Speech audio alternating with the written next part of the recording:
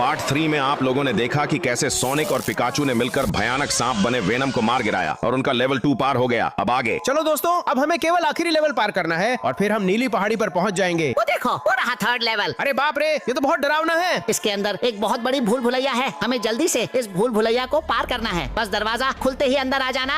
चलो अब जल्दी से मेरे पीछे आओ। अरे ये जगह तो बहुत डरावनी है। अरे वो देखो, सामने कोई है। अरे नहीं, ये इतनी जल्दी आगे कैसे आ गई? अरे स्पाइडरमैन, जल्दी कहीं छिप जाओ वरना नहीं बचोगे। लगता है वो नन चली गई। पिकाचू, क्या तुम इस भूल भुलैया का रास्ता पता कर सकते हो? पिकाचू, पिका पिका, पिकाचू। बहुत बढ़िया पिकाचू, अब जल्दी से अपना हाथ दो। अरे आखिर तुम लोग करने क्या वाले हो?